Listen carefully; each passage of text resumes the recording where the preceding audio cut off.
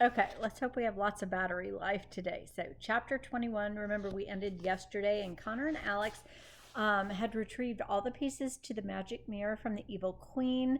And remember, the evil queen unfortunately was starting to lose her mind and memory, and she kept saying, looking for her long lost love. But they are back on the ship, and we are headed to the sea. Chapter 21 is about the sea witch. So, here we go. Thank you, Little Brown Books, for helping us to use this read aloud. So the others were thrilled by the twins' triumphant return from the castle ruins. Well done, Froggy said, and patted them on the back with a relieved smile. We knew you could do it, Goldilocks said, and winked at them. Red took the wand from Connor. Oh, she was just mesmerized by it. It's so shiny, she said, although the twins weren't positive she was impressed by the accomplishment so much as by the fact that they had returned with something also that she could view herself in. Was everything all right in there? Jack asked them. The twins looked to each other, and both fell silent.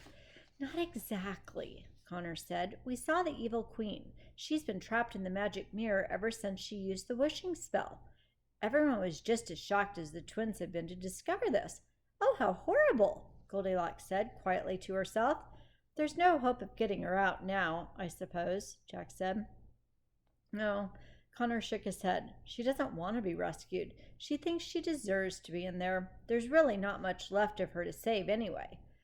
Well, speaking as one of the victims she kidnapped and almost fed to the wolves, I'm not sure I feel sorry for her, Red confessed. Well, there's more bad news, Alex said. We asked her about the enchantress. She probably knew her better than anyone, you know. Well, what did she say? Froggy asked, and they all leaned in just a little bit closer to hear the answer. She says Esmia's most prized possession is herself. Well, how are they going to capture that? It doesn't make any sense, Froggy said. How can living things make up this wand? I understand, I guess, how the harp could be considered a prized item, but the enchantress herself? Well, Red scrunched her lips and hummed, thinking on the subject. I think the evil queen is mistaken. I'm not a stranger to loving myself, but that self-admiration comes from something. For example, if you took away my beauty or my incredible ability to match dresses with tiaras, I wouldn't value myself half as much as I do. The others weren't really sure how to gauge the outburst. Red was always very coherent, or not at all, but there was rarely an in-between time. What are you saying, Red? Goldilocks asked. I'm saying it's not the actual woman we should be concerned about getting. We need to find what she values the most about herself and take that away from her. Everyone thought about it, and their heads slowly moved in a mutual nod. This was the first moment any of them were happy Red had demanded to come on this trip. That is so insightful, Red, Connor said. Shallow, but insightful. How do we retrieve it for the wand? Jack asked. Well, no one could come up with an immediate answer. What was the one quality Esmea prized above the rest? There were so many things she obviously cherished. Her beauty, her power, her ruthlessness, or perhaps it was a combination of all of these things. And whatever it was, how would they take it away from her? Well, we know it would be a challenge, Goldilocks said, and then let out a very long sigh. The six headed over the moat. There we go. And back to the granny. They returned to a furious harp, though, whose strings played an angry chord as she pouted. Harper, what's the matter? Jack asked her. That thing peed on me, the harp exclaimed and pointed at Claudius, who was crouching shamefacedly in the corner of the lower deck. That's my fault. I forgot to take him out before we left, Red said. My apologies. Just a mother in training, and she scooped him up and carried him off the ship. The crew waited until nightfall before firing up the ship and steering to the south. Next stop, Mermaid Bay. Does the sea witch live in the bay? Connor asked. Well, from what I read, she lives in the ocean waters just outside of the bay, Froggy said. How do we find her? I'm a good swimmer, believe it or not, Froggy said. I can have a look around the ocean floor and report back to you. We'll have to be very careful once we get there. You know, the sea witch is known for being very sneaky with her trades. Well, we'll have to outsmart her then, Alex said. If her jewels are her most valued possession, we'll have to trade her something in exchange for the jewels. What's the most valuable item we have in our possession? What do we have to trade with her? The harp? Red asked, a little hopeful. No, we need to keep her until we can figure out how to incorporate her into the wand, Jack said. Goldilocks' face suddenly lit up as if an actual light bulb had appeared over her head. I think we're all forgetting something in our passion that possession that's even more valuable, she said. What's that? Alex asked, and they all stared at her, completely puzzled. Red, Goldilocks said. We have an actual queen on our ship. Everyone immediately turned to look at Red. As expected, the young queen was appalled by the idea. You want to trade me to the sea witch like some farm animal, Red said. Absolutely not. Out of the question. Well, it is a good option, Jack said, defending Goldilocks' idea. And Red grunted and her nostrils flared. Now you listen to me, Giant Chase, she said, and pointed her fingers at all of them. So far, I've built us a ship, lost half my wardrobe, adopted a killer animal, snuck into the wicked stepmother's estate, and supplied something nice to look at during the entire escapade. If you ask me, I've gone above and beyond what a normal queen would do. Do you see Cinderella flying a mile above the ground? No. Is Snow White risking her life for the greater good? No. Is Rapunzel braiding her hair to restore peace and harmony? No. Everyone slumped. They couldn't argue with this, but they also didn't have much to work with here. I'll do it then, Goldilocks offered. What? Jack gasped.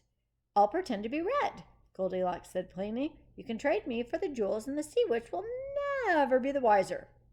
We most certainly will not, Jack protested, outraged by just the suggestion of it. But it's the best way, Goldilocks said. After you collect the jewels, you'll only have one more thing to complete the wand. And once you defeat the enchantress, you can come back for me. Until then, I'll just keep my cover and make the sea witch happy. Jack was still shaking his head. He couldn't imagine leaving the woman he loved the most in the world in the hands of someone so horrible. Wait, but wasn't this kind of part of that premonition that they heard in the ice cave that one of them wouldn't return? So maybe this is what's expected. Let's read and find out. Oh, Jack, Goldilocks said, flattered by how worked up he had become. You know, I'll be able to handle a little old sea witch. I've been stuck in worse situations before. Jack held her close, looking deeply into her eyes. What if, for whatever reason, we can't come back for you? Goldilocks looked down at the floor, knowing what he meant. If I get anxious, I'll find a way out. You have to trust me. This was an incredible sacrifice to make, but no one could persuade her otherwise. Red, I never thought I would ever say this, but I'm going to need to borrow a dress. I doubt anything of mine will fit you, Red said. Froggy cleared his throat. Darling, let's not be rude. That is, I'm sure I can make something work, Red groveled. She grabbed Goldilocks' hand and dragged her down to the lower deck to start playing dress up. Jack went to the steering wheel and looked ahead of them to the horizon, but his thoughts were anywhere but on the ship. Froggy played tug-of-war with Claudius, while Alex and Connor sat on the deck floor near the bow of the Granny. Alex rested her head on on her hand and stared off into space, having her own reservations about this newest plan. "What's on your mind?" Connor asked Alex. "You look troubled." Alex sighed. "Well, it's just a little concerning to think about leaving Goldilocks with a sea witch." "I know, but what else can we do? It is a great idea." "I guess." Something had been on her mind, though, and she felt it was time to tell her brother before her head exploded with it. "Connor, when we were back in the northern mountains, the Snow Queen said something to me. I didn't think much of it then, but it's really starting to worry me now." "That's where we were just guessing." I guess," Alex said. "Something. Oh, here we go. What did she tell you?" Connor asked. "She said, of the 4 travelers, 1 will not return." I thought it was just nonsense. I mean, an avalanche had just fallen on the woman, but now I wonder if she was making a prophecy. I wonder if she was talking about Goldilocks. "But there's 6 of us traveling," Connor said. 7, including the new mutt, and 8, counting the harp. "I know, it doesn't make sense," Alex said and rubbed her tired eyes, "but I'm still worried that there may be some truth to this. We've been really lucky so far, but what if one of us doesn't survive the trip?" Connor surprised her with his reaction. He really didn't reciprocate her fear, but met it with a calmness that reminded her of her dad. "Alex, we all know what we are getting into," he said. "Just because you and I are spearheading this mission doesn't mean it's our fault if anything goes wrong. We're all trying to save the world, and as awful as it sounds, if one of us doesn't make it in the process, I can't think of a better way to die than as a hero." She let a long, exasperated breath escape her lungs. "There are worse fates, I suppose," she said. "I'd hate to lose someone for no reason, though. I don't know if I could live with myself." "Well, we'll just have to make sure we succeed then," Connor said. Is this the same Connor from the beginning? Wow, he's really confident now. So within the hour, Red climbed up from the lower deck with a proud smile on her face. "Ahem," she said, getting all of their attention. "Lady, wolf, gentlemen, I would like to introduce you to my latest creation. She may be a rough, porridge-eating fugitive by day, but tonight I would like to introduce you to the new and improved Goldilocks." Goldilocks walked up the steps behind her. She, of course, was wearing one of Red's corsets, with a long red gown, a hooded cape, and matching gloves. Red had even put her hair up in a very stylish do similar to her own, and painted some rouge onto her cheeks. No doubt about it, Goldilocks looked stunning. "Goldie," Jack said, you look gorgeous." He looked like a teenager struck in love. "Thank you," Goldilocks said, and she blushed. She didn't get too many opportunities to look pretty for him. "You're welcome," Red said, and swayed happily. "The corset is a little small for her. Poor thing, her waist isn't quite as slender as mine." "Well, that's because I'm hiding 3 daggers under mine," Goldilocks said. She had a little trouble in a pair of Red's high heels. "I don't know how you walk in these things, yet they're completely impractical." "Well, I don't know how you walk in them either. They're meant for feet almost half the size of yours." "I'm only teasing, Goldie. Put that knife away," Red said, and then she ran to the other side of the ship. The harp grew a little bit bored below them and began to play a soft melody for herself that could be heard on the upper decks. And Jack grabbed Goldilocks' waist. "What are they going to do?" "Care to dance?" he asked. "Oh, Jack," Goldilocks laughed. "Come on. When's the last time we got to dance?" Jack asked. "The last time, I believe, involved a witch throwing some stones at our feet," she said. Yes. Jack chuckled at the memory and spun her around. They danced to the harp's tune under the starry night sky, gazing into each other's eyes. "Would you do me the honor?" Froggy asked Red, and offered her his wand with an overly pronounced bow. I would be delighted, Red said. They didn't dance quite as smoothly as Jack and Goldilocks. Red kept stepping on Froggy's large webbed feet, but both couples very much enjoyed the time for all it was worth. The twins smiled as they looked on, knowing this would be something they would remember forever. It was a few minutes before dawn, and the Granny was still a ways away from Mermaid Bay. We're not going to make it to the bay before sunrise, Jack said from behind the steering wheel. We need to put the ship down before we're caught. We can travel the rest of the way by water. We'll land it in the Sleepy River and then sail down the river into the bay. Well, that is brilliant, Froggy said. Very well, Jack said. Everyone, prepare the ship for a water landing.